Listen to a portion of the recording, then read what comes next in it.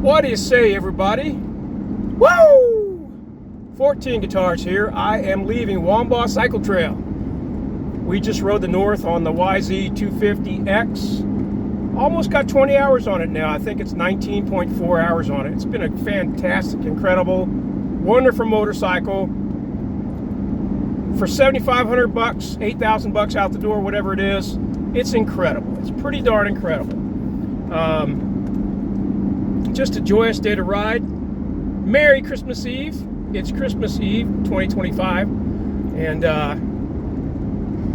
woo, great ride. I took it real easy. I was probably riding 50%, didn't go fast. I talked a lot about a recent trip I was on. I was gone for a few weeks. It's a little bit sad. Visiting my little sister. She's suffering from brain damage that she got from Lyme disease. And I go into the details in my ride. I'm riding pretty slow. I think you'll be able to hear me really well. I don't feel like going through all that again. So it was great to see her. She still recognized me. Her personality is still the same, but her cognition is going away. So she's having some issues in that. And I felt so sorry for her. I felt so sad for her husband, who loves her so much and takes such good care of her. Saw a really good friend, my bro, who I lived on the river with as a teenager, Eddie, down in above Jackson, California, and had a great time with them. Unfortunately, we lived with his mom and my big brother. They were a couple, and unfortunately his mom has passed away, so I didn't get to see her, but it was still great to see him, and he's doing really well. He's such a good kid. I say good kid. I think he's also 63 years old. But we were tight as 15-year-olds.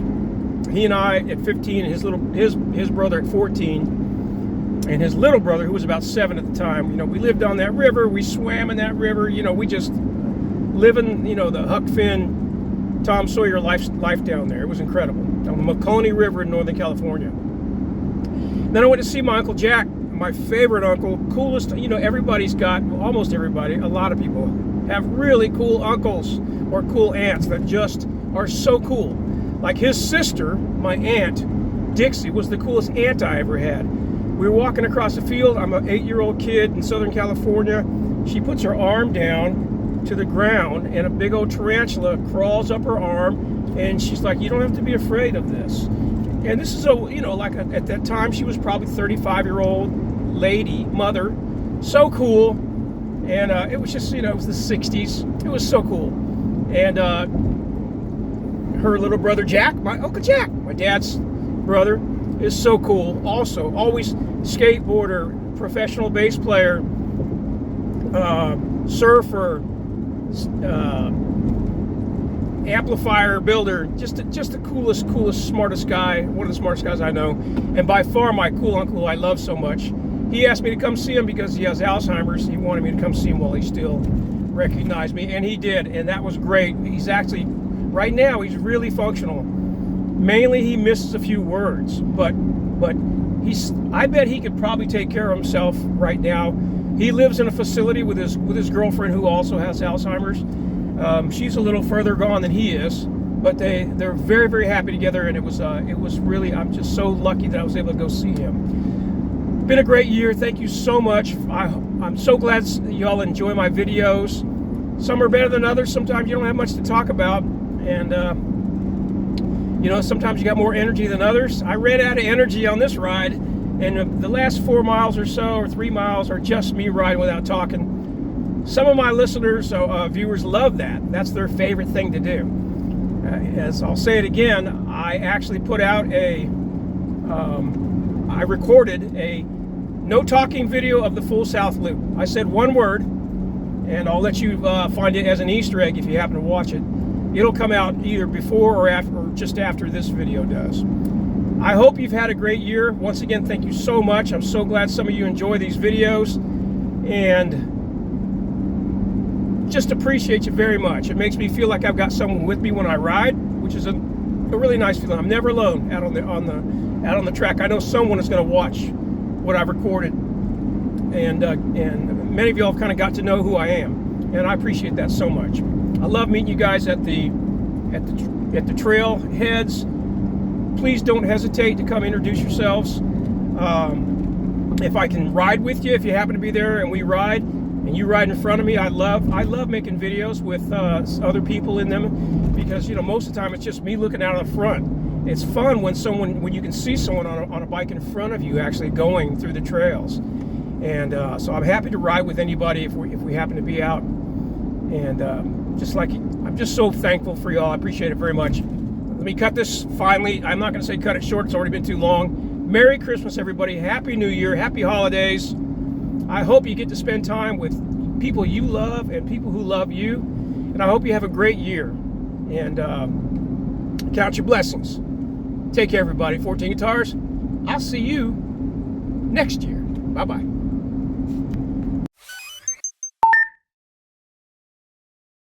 Hey, everybody. 14 Guitars here. We are at the Wambaw Cycle Trail. It is Christmas Eve 2025. In the year 2525. Does not exactly apply yet. It puts me in mind of that old song. Alright, so we're going to ride the North Loop. We're going to ride it at probably 50%. I haven't been in, this dirt is so nice. I haven't been riding in 3 weeks or so. I was on well, before I go into what I was doing, one, thank everybody for a great year. I enjoyed making videos for you. I hope you learned something while you were here. I certainly did. I learned a lot. A lot of things I will talk about, I have very little knowledge, and I have a little bit of knowledge. And then I'll go home and I will deep dive. And this year I became an expert in Social Security. A bunch of little things that I never had much interest in. Mainly from talking about them on here. I had a passing interest. I'm a voracious reader, and I love podcasts. And, as you know, I'm into science and engineering and those kind of things. So, great year. Thank you so much. I don't monetize this channel at all, so everything here is just for the love of sharing. And I really do enjoy sharing it. It makes the ride, I feel like I've got someone with me. And when I see somebody make a comment that almost knows me better than myself, like when I said I was going to be quiet on that one video, and one of my listeners said I knew you couldn't do it. I really thought I could. Now, in my defense, I actually have made a video. I rode south about 3 weeks ago, and I rode it completely silently. One word came out during that time. It's like an hour of riding. A squirrel, not a squirrel, a turkey popped up right in front of me and flew off into the woods. And just like the dog that says squirrel in that movie Up, I said, turkey! And that was after about a half an hour in. I was like, ah, man! I thought I could cut it, but, I'm an imperfect person. I think, by definition, people are imperfect. And though I had the will, the flesh was weak. So anyway,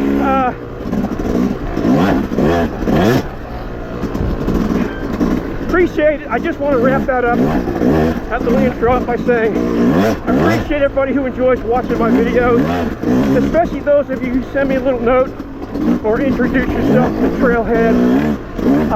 It's really, really good, gratifying to me to know that some people get something out of it besides just, satisfying some curiosity. Some of the things I've said, some people have taken, and it's been useful information. So that to me is really nice. I have a job. I'm useful in my job, and I serve my customers and the owner of my company. but it's also nice to kind of serve the public a little bit. And heck, doing it while all I'm doing is having fun riding my dirt bike, right? Getting healthy, keeping myself healthy for the wifey.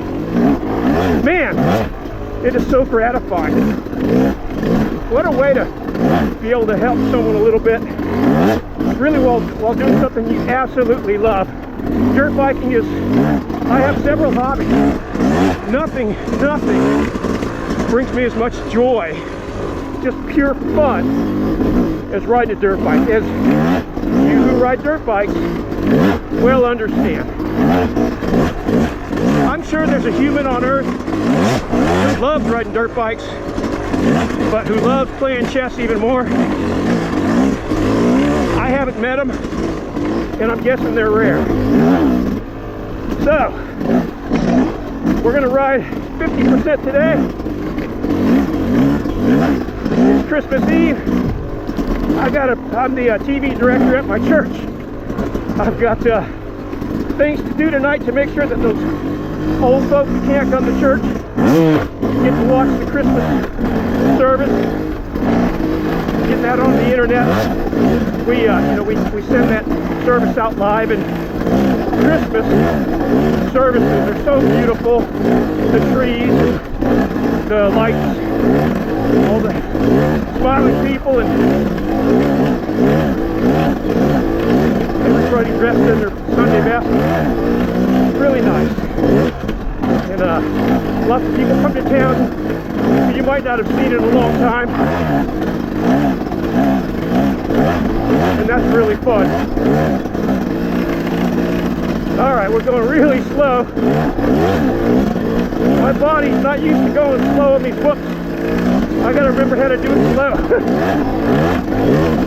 Grip the bike, lean forward, let your knees flex. Alright, not bad. Probably not even 160 heart rate after that, I don't know. Whew. So where was I? I went on a, as the title says, I went on a trip for a couple of really tearful goodbyes. My little sister, let me gear up here, make it a little quieter. My beautiful little sister, who's 3 years younger than me, caught Lyme disease about 10 years ago. And she's one of the few people, it's a small percent, I'm not sure what percent, who had an inflammation reaction in her brain. And the way it affected her was about 5 years ago. She knew she was kind of cloudy headed. She didn't feel right. Her pet personality was a little bit different, not much thankfully, but she knew something was wrong. And about 4 years ago, she started losing her ability to form clear sentences. That's called aphasia. A-P-H-A-S-I-A, I think. Aphasia. It means can't speak. And she could put together some words, but they wouldn't make real sense. So I would ask her, you know, is your husband home? And she would say, they were going to the thing, but you know, and now they're gone. Or, and now they're up there. They're just over there, you know, over there. Things like that. You know, she would give up. It was so frustrating for her trying to find the word, and kind of embarrassing, that she would just give up and just say, well, you know, and I'd stop answering. And that's continued to get worse. What happens is, Lyme can get into your brain, and it can cause a reaction, an autoimmune reaction. So that's where your body overreacts with tremendous inflammation. And inflammation is kind of the term started years ago when it was literally, you know, a swelling of, say, a cut on the surface of your skin. So it was inflamed. It was red, inflamed. Inflamed means right on fire. So red, swollen, inflammation. Inside the body, inflammation can occur. It's usually blood cells that fight disease rush to the area of the perceived attack or the real attack. The problem is sometimes they stay there. That inflammation just doesn't go away. So you've got all these blood cells that normally kill disease looking for something to kill. Your blood vessels, which would normally be temporarily more porous to allow molecules to go in and out more easily, long term that's not good for you. So you get leakage of bad molecules. I say molecules, cells, right, or cellular organelles or organisms. Red blood cells, white blood cells, organelles, other things. Bottom line is, long-term inflammation can kill tissue in the area where it occurs. And this occurred in her brain and in multiple areas, and it eventually showed up quite clearly on a brain scan. And you can literally see, you know, dead tissue where there's no activity. I guess there's no blood flow there anymore because that tissue's dead. I don't know if the underlying tissue continues to live while the nerves, the neurons, right? Your neurons are the nerves in your brain that are responsible for thought, and each neuron communicates with, let's say it has 1 billion connections to other neurons, and that communication system in her brain is severely damaged. So I flew into Portland and drove a couple miles south of where my little sister lives and met with them, and I wanted to get there while she still recognized me, and I'm so thankful that she did. She recognized me. So she actually said, there he is, when I walked into the motorcycle dealership that my brother-in-law manages. And he's I think he was 3rd in the state in the cross-country series about 10 years ago. Very, very skilled enduro rider. Anyway, she said, there he is, and gave me a big hug, and then she just started crying. And her husband started crying, and it was a sad and happy union. So it was joyful and yet sad, because it might be the last time she recognizes me that I'm going to see her, because her situation has gotten worse more quickly, so it's advancing more and more quickly. So I spent time with them. We had some meals together, and then they got a beautiful piece of property there in Southern Oregon. And he's a rancher, so we walked that property with my little sister and him, and just walked and talked. And the second day, and then we just kind of stood on the hill while my little sister's name is Dee, or Diana. I call her Dee. She's my baby little sister. But the last day, we just sat on after our hike. Diana walked around picking up rocks, bringing them back to us, and he and I just cried because I felt bad for my little sister, but she's at the point now where she probably doesn't recognize what's happened to her. I felt bad for me, but I felt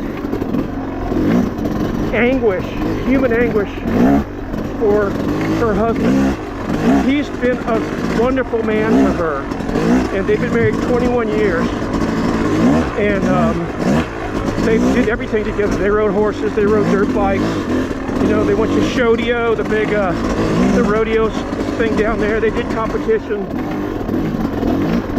and Diana did her best to do everything he did. And he's a Polaris dealer, so they rode Polaris together, and they rode on the beach, all of these things. And what hit me was that for him, his life is already gone. Now, thankfully, she still does, her personality is intact, still.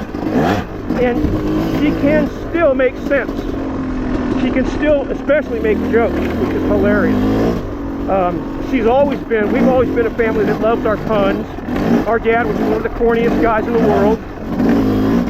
And, you know, she made a bunch of puns, and our favorite kind of puns are when we mock our father. And so we did a lot of that, and we had some great food together. But based on the prognosis from the doctor who's doing, you know, all these, her brain scans, her husband, she may not recognize me if I come back in a year. I don't know. So that was a really sad, you know, things like this are a part of life for almost everyone. Anyone who escapes without a heartache is a very lucky person.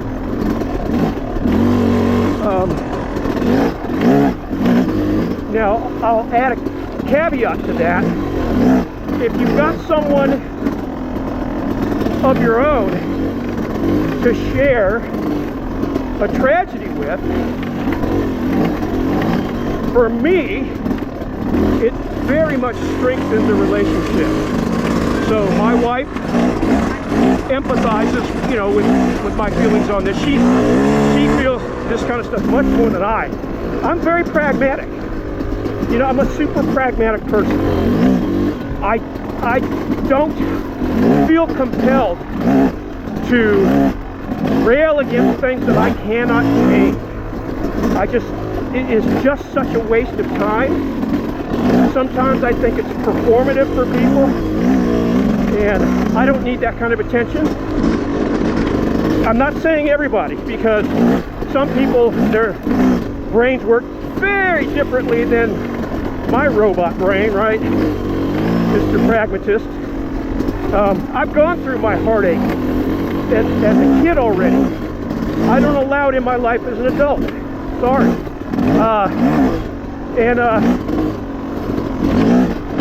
So I really, really try to focus on what I can change, and while being sad at loss, I'm not angry at the world or at this. You know, this happens to people. My little sister got the bad luck that this happened to her, and truthfully, I'm very happy it didn't happen to my wife or me. Right? I'm so thankful that we haven't had to deal with something like this. But most of all, I'm heartbroken for my little sister's husband, because he's a great man. He takes incredibly good care of her 24 hours a day. She's been going to work with him for, I think, a year now, maybe more, maybe a couple of years. And, you know, if you go to that dealer, you might see what you think is a crazy person walking around there, because she'll say things like, you know, they're not supposed to be here, or something like that. But I think since all the employees act like nothing's happening, the customers, from what I observed while I was there, they're the same way. They got things to do. They're there to look at the product, and whoever this is walking around is none of their business. So a sad trip for that. But I didn't have only one reason to go on this trip. So the second reason was I wanted to see some old friends, and especially the lady that raised me as a teenager. She's not on the internet, and it's very difficult to find out any information on her. So I went to, she's a good bit older than me, and I'm 63, almost 64. So I went to my old mountain town as a teenager. I lived in San Diego as a kid. As a teenager, I lived in Northern California. So I went to Northern California, looked up some folks, and learned that she had passed away. So that was sad, but I hadn't seen her in a long time, and she was, you know, older. So I didn't feel like her family got ripped off. She was my brother's old lady. My brother was a biker. You know, they were bikers, and she was really cool, great person. And she passed away. I was sad, but she had a life well lived, and I was happy for her life well lived. And if anything, right, I should have gone earlier. So I guess, as everybody says who's gone through this and made this mistake, it's like so easy to make. It's so easy to make, to say I'll go next year and see that one friend or my parents or my siblings, and as is so often the case, something happens to that one person and they pass away. Her son also had died in a very tragic, just a freak accident. He was by himself doing some work out on a farm and got injured by a piece of equipment and died instantly. And you know, I hadn't seen him in 20 years, and so a couple of people that I really wanted to see were gone. Thankfully, her other son was still living in town. I was able to find him, even though he's not on the internet, but I was able to find him. And I mean, he lived a couple towns north now, up in the mountains, and show up at his door. And that was really cool. His wife answered the door, and I told her who I was, and she knew exactly who I was, even though I hadn't met her before, just from the stories that he told. You know, we're 15, 16, 17-year-olds. Some of your most crazy things happen at that age, right? Like he and I have been in 5 auto accidents together. And we were only driving, I think, once. I say we, I mean me. I flipped his 1962 little Nova, 62, 65, whatever it was, going down a windy mountain road, and it started to skid toward the cliff side of the mountain. You know, when I turned into the skid, it had really terrible, primitive suspension. I was not a good driver at 16 years old, and the front wheels smashed us right into the side of the mountain, flipped us up, spun us around, and about 10 seconds later, about 30 bikers came around the corner coming the other way. You know, I can only say that I was blessed not to hurt anybody. They put the car back on its wheels for us, and we drove it. You know, it wasn't driving very well, but it still would go. Drove it back to our old 2-mile driveway. We had a dirt road driveway down on the mountain, on the river, on the Macaulay River, and that car stayed there. Once we parked right at the front of the driveway, and it stayed there for the rest of its life until they actually put it in a hole that had erosion holes that had gone in the road.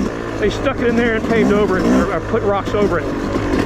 So it was so good to catch up with him. His name is Eddie, and you know, he's my bro. We're brothers from another mother and father, but we shared a good bit, as much as I did with my own little brother. He and I are the same age. So 15, 16, 17, we lived together down on a river. Crazy teenagers doing what crazy mountain teenagers do. It was a blast. I had one more thing to do after that. I flew to Denver and drove to Colorado Springs and saw my father's brother. My father passed away when he was 55. I was in my early 30s. And he had 2 sisters and a brother. The sisters are gone. They were older than him. But my Uncle Jack is still alive. Of all my relatives, by far my favorite. He's so cool. So he was a hippie. I remember being at his house when I was about 5, and he and my dad eating a bunch of cactus.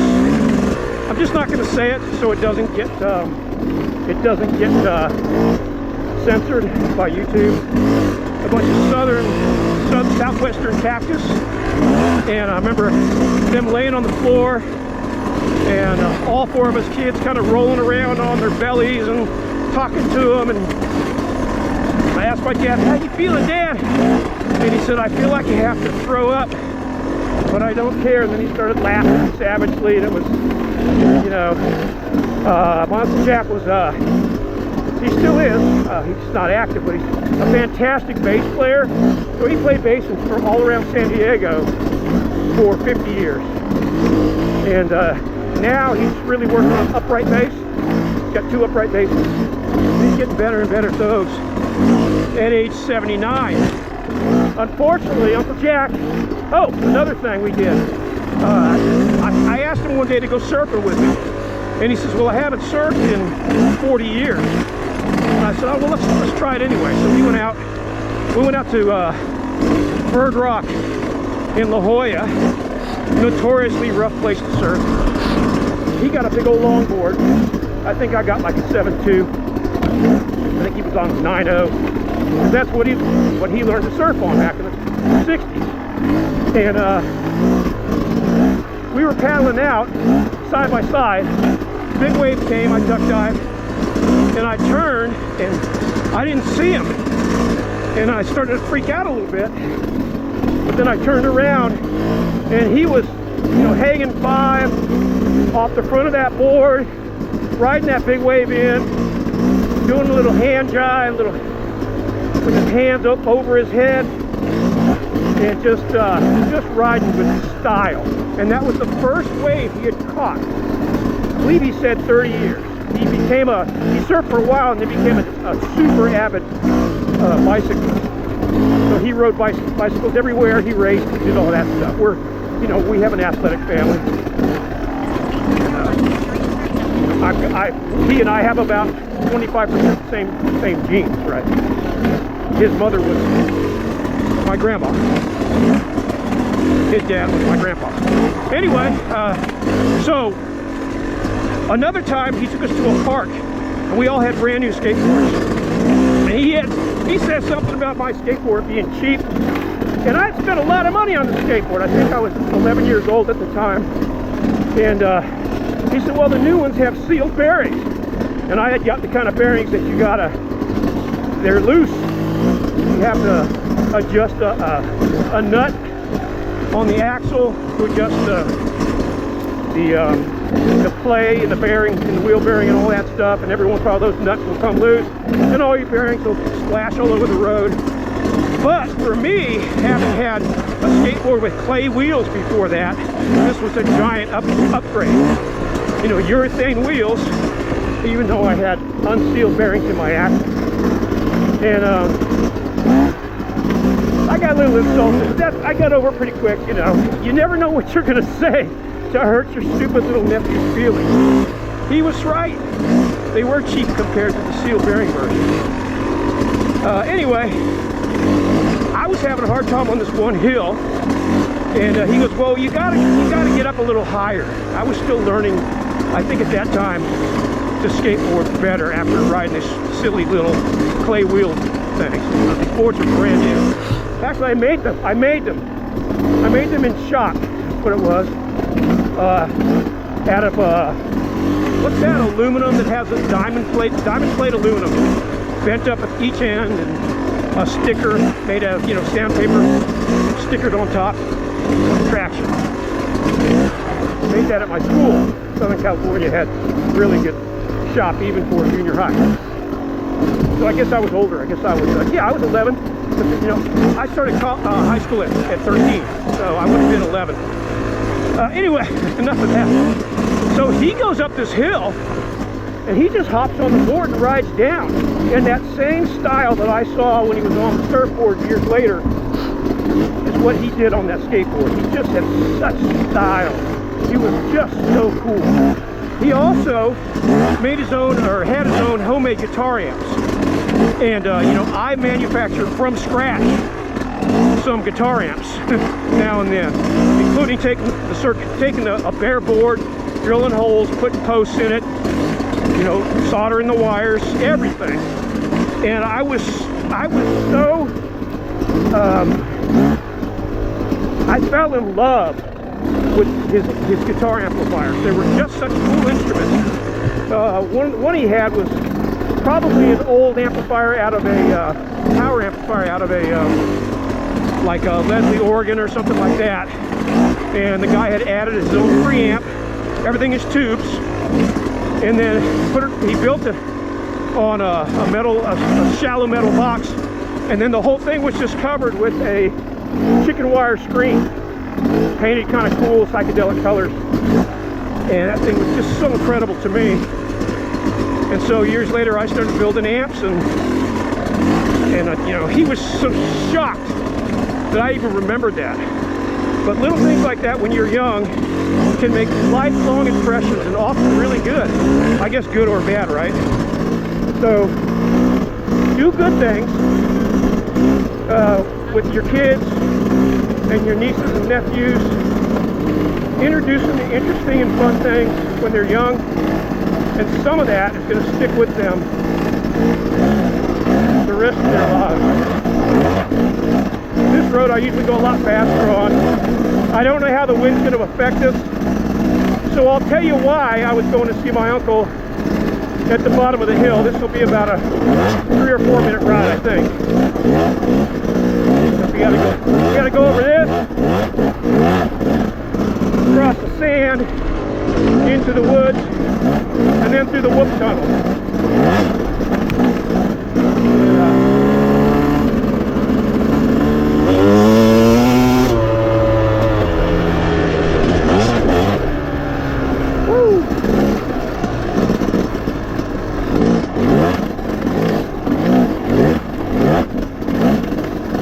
Alright, I'll slow back down.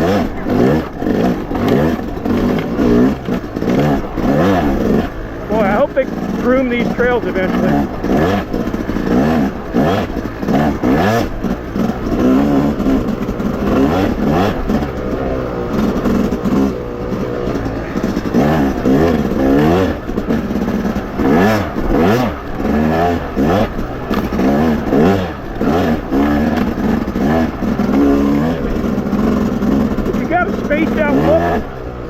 And you don't want to bang into the face of the next one so bad, just lift up slightly,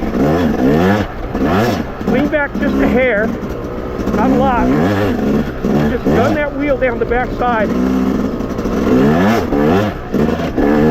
like that.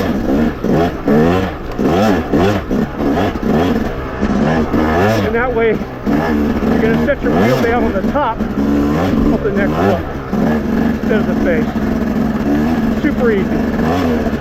Take it easy the first time you do it. And when I was first learning that technique, I was going about 40 on the whoopie-doos over there on the power lines that we hit earlier, and I whiskey throttled. My KX250 is a little longer wheelbase, or at least it feels a little longer, and it's less likely to wheelie than this YZ, and I've been riding my KX. So it was fairly early on the YZ, and I leaned back just a little too far, hit a whoop just a little too well on the back side, and whiskey throttled down that thing.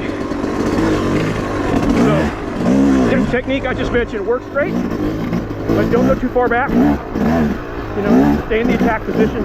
Just shift your weight slightly back when you give that gas to get that back wheel, push down the back, just like we did there. Push down the back. Not so much lift in the front as it is pushing down the back. Alright, so why was I going to see my Uncle Jack? Well, sadly, my Uncle Jack has Alzheimer's.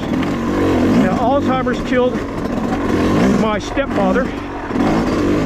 So I've been through this before, and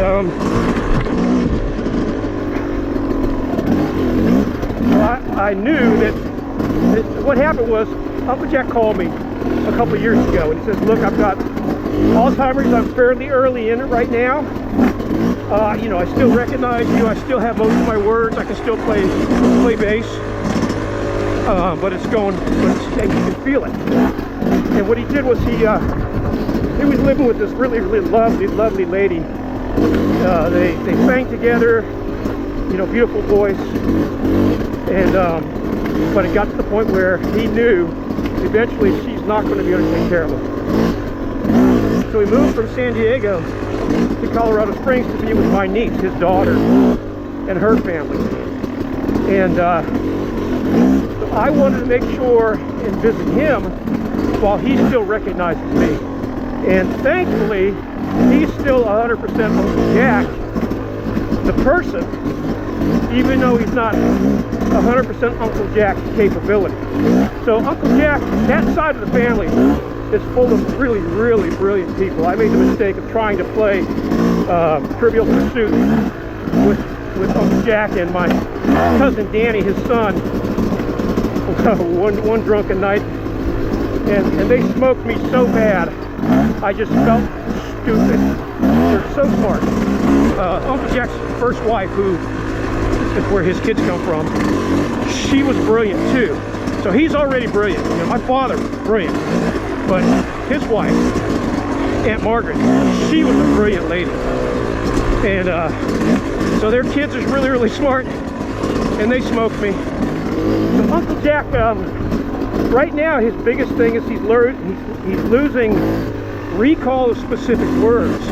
He still speaks very well, very clearly. He'll just lose a word. Like I think he called my father his father. You know, he said my father. He was saying, I and my father used to hitchhike down to Ensenada to go surfing. And what he meant was my father. But that's what came out. So he's still pretty darn good. And in the year or two that he's lived there now, he was living just fine with my niece, my cousin, his daughter. But he used to go to this activity center on the bus, and he fell in love with this lady, and she also has Alzheimer's, and she lives in a care facility. And they did the research, and they found they were able for him to move in with her in the care facility, which is fantastic. I'd say she's a little further along than he is, but she's still a really smart lady, and she's not incapable. But they are living together in the care facility and extremely happy together. Just all smiles, and we went to lunch, and then we went back to the room and just hung out. She told me about the 18 children that she had. Yes, I don't think that's true. But when I called her on it, she said, well, some were triplets, of course. And I don't know. I don't know what the true story is, and I really don't care. She's a lovely lady, and he's happy. So he is changing. Definitely lost a lot more words than when we were talking on the phone 2 years ago. And his thing was basically, come see me while I still know who you are, and can tell you that I know who you are. Because, you know, sometimes you'll have a case where an Alzheimer's patient will recognize somebody. They may not be able to know their name, but they know that's someone they love. And they may have difficulty showing that because of other parts of their brain that are affected. Even on the day he died, literally on the day he died, my stepdad's sister showed up, and he had not been acknowledging anybody for probably over a month when she showed up. And she came and held his hand and said who she was, and he immediately teared up. He knew exactly, he didn't maybe know exactly who she was, but he knew something. I can't pretend to know what he thought, but he knew something. Something in his brain triggered emotionally. So, and then he died that night in his sleep. And it was one of those things where, you know, a lot of times for people, before they pass on, they really want to say goodbye to somebody, or have somebody say goodbye to them, or kind of close an open loop. And it's almost like giving them permission to go to do something. So that was sad as well. Not as sad as my little sister, but to see my Uncle Jack compromised a bit, and to know where he's going to be is sad.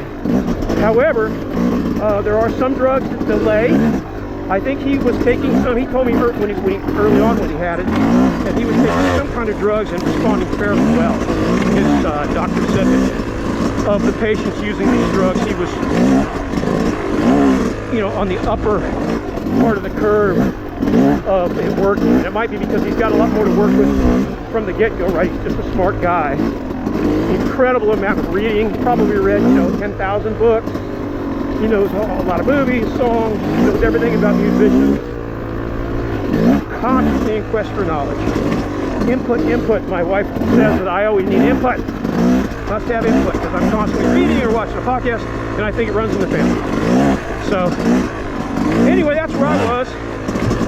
It was a sad trip. It was also a very joyful trip. You know, I saw two people that I love and that love me, and I was so thankful to be able to just hop on a plane and go. Not everybody can do that.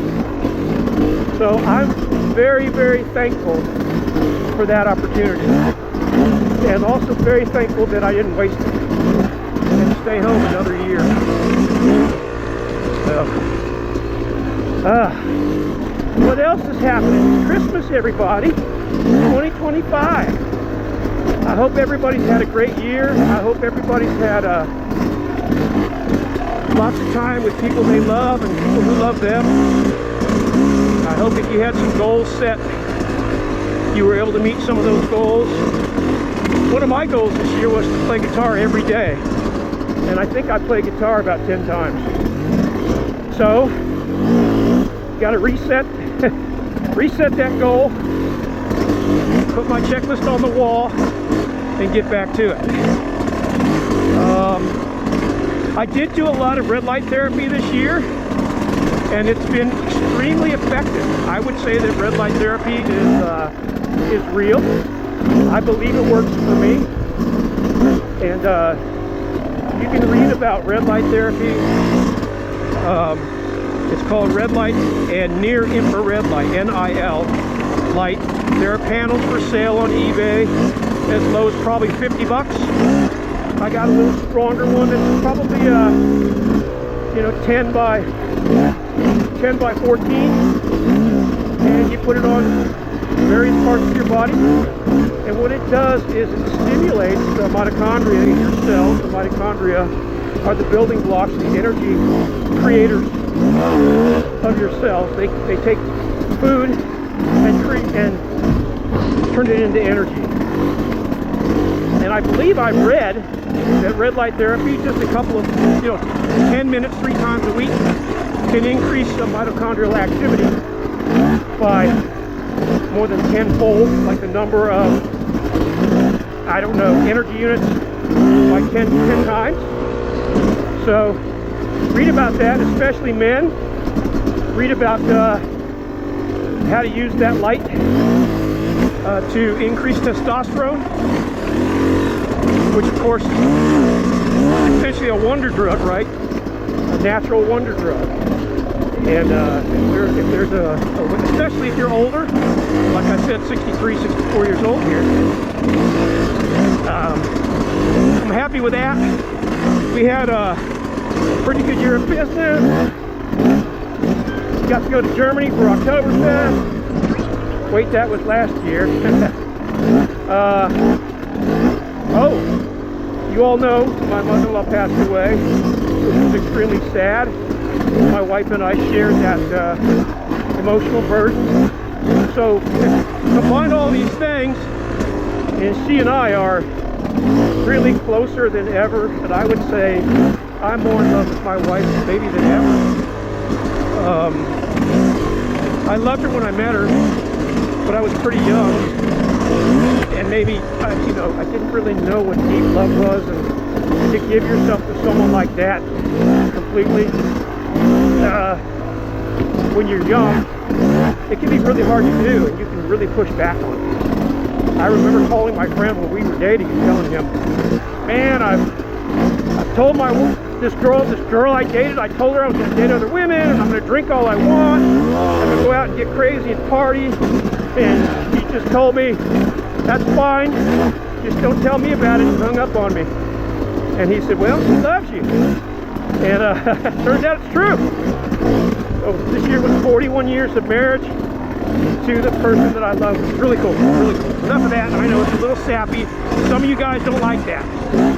Too bad, I like it. I'm going to talk about what I like to talk about. Like I said, I'm going to put out a silent video where I only say one word. It's the entire South Loop here at Wambaw. And it's pretty decent. Fun little ride. Really felt strange. Really strange. Because I've been talking for so many years now. The first 4 years that I rode out here, I think it was in 2013 I started. I didn't talk at all, right? And then I started making videos. Maybe it was, yeah, anyway, however long it had been, it's been a long time since I've ridden and not talked. Typically, I only do that. I only talk a little bit if I'm really trying to break some kind of record. Like my second time, when I go to Enoree and I ride all 5 loops, and then I'm going to ride all 5 again, and try to, get some kind of personal best time. A lot of times I won't talk much. In that case, it's mostly because I'm tired. But intentionally not talk was pretty fun. Just strange.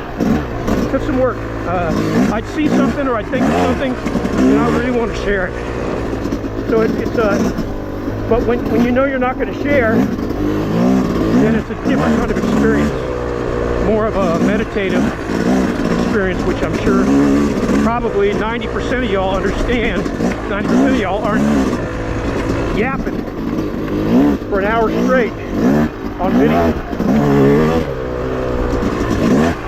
Let's see what else. There's some news coming. I'm not at liberty to disclose it yet, mainly because I don't know what it is. But there's some kind of fantastic news that the South Carolina Motorcycle Trail,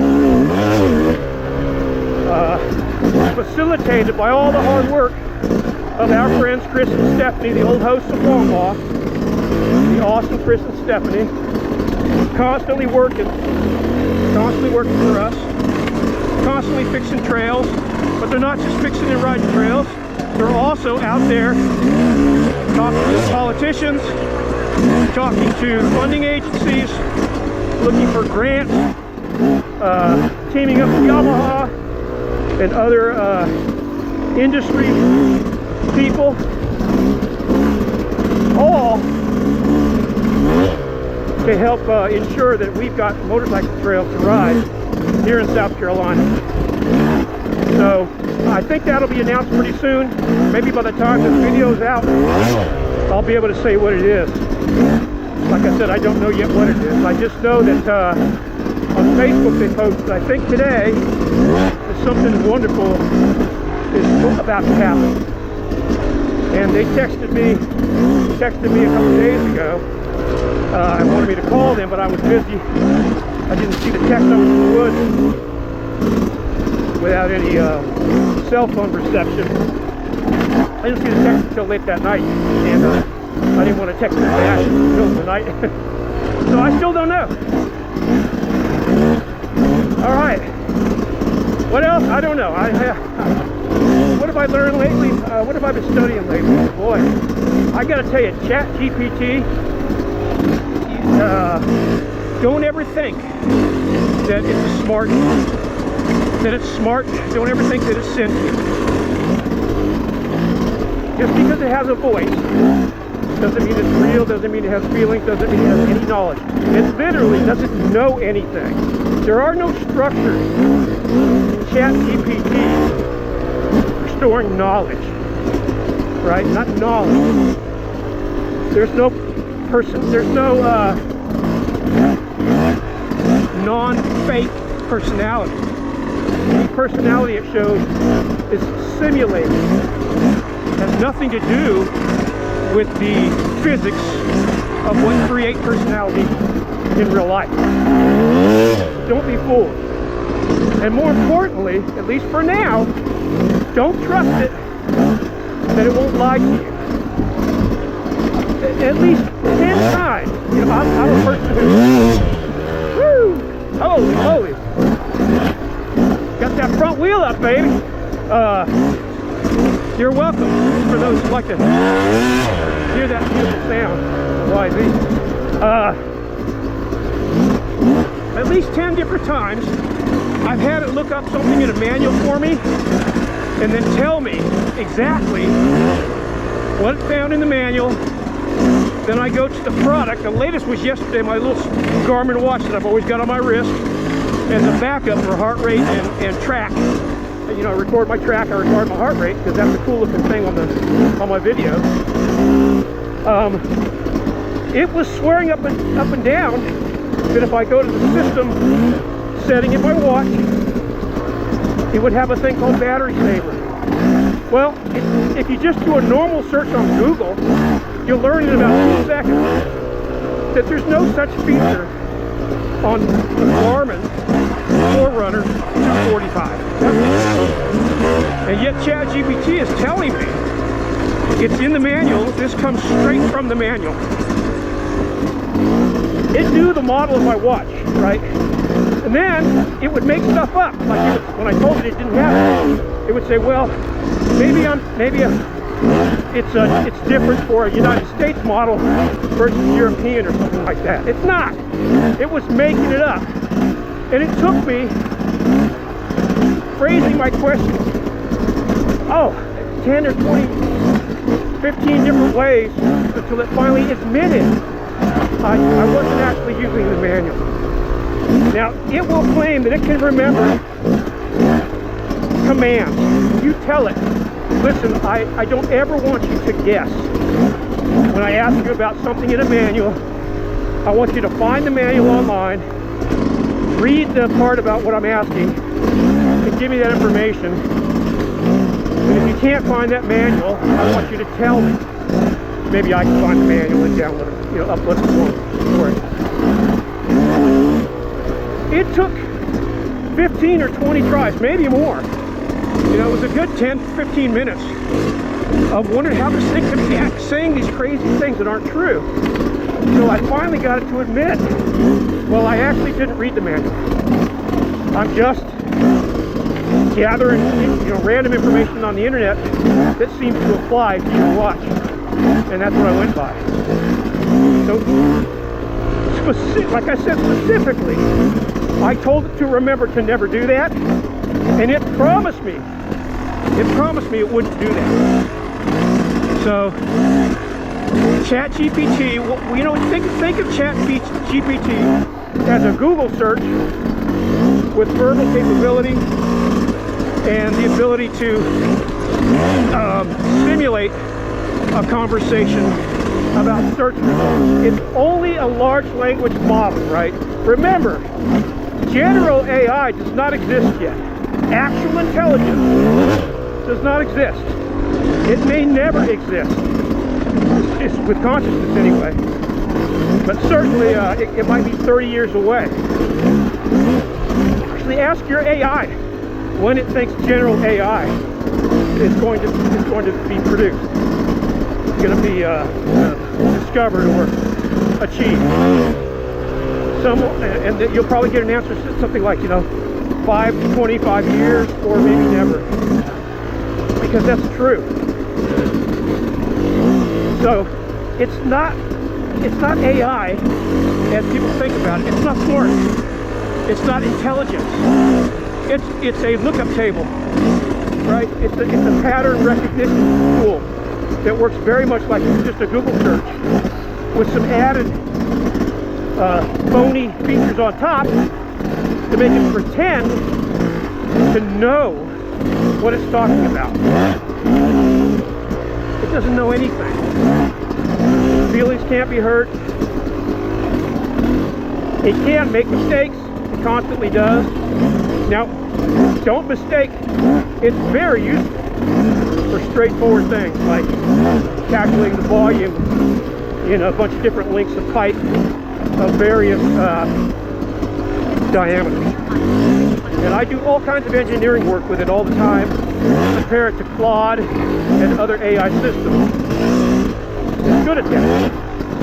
But boy, probably what's happening a lot of the time is that they have got so many users that even for we who pay money every month, they essentially minimize the amount of time that that particular AI accesses real information and spends a lot of its time just winging it, just guessing. You know, I've got some stuff that sounds right here. I'm going to say what sounds right. And a lot of times that's good enough. But you know, I don't work that way. Like I said, I'm pragmatic. I want the literal answer, or tell me you don't know. Don't pretend. And so far, it is unable to do what it says it's going to do. It finally told me yesterday, I can't promise you that I won't make stuff up. Even though my instructions are to not make stuff up and instead just tell me I don't know. I don't know why a programmer would do that. Maybe they don't understand how to make it not do that.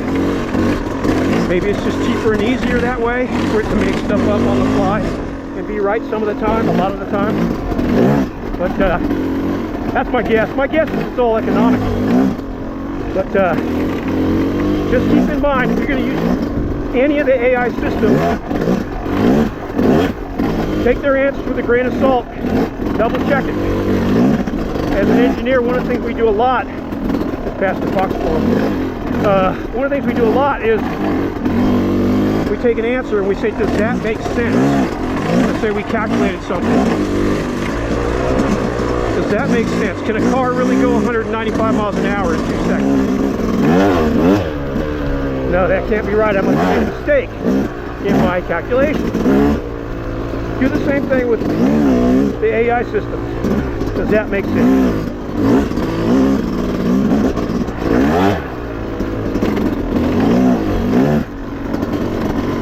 I think I'll just cruise a while now, not say anything. Enjoy this beautiful 70-degree, quote, winter day. The Wambaw Cycle Trail of beautiful South Carolina. North Trail, by the way.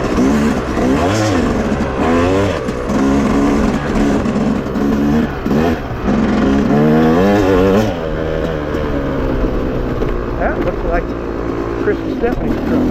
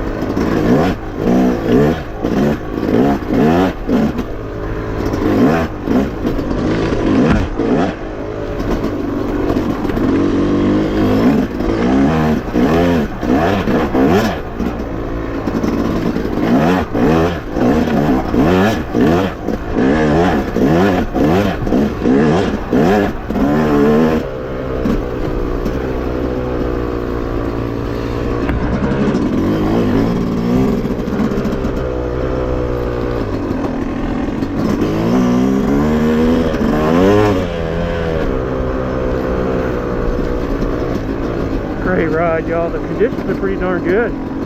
There's a lot of whoopie-doos, but the trail's fairly moist. So get out here and ride. Get your kids out here Christmas Day if you get them bikes. I mean, the dirt on the beginner's track is pretty awesome. That's pretty awesome. Great fun. Woo!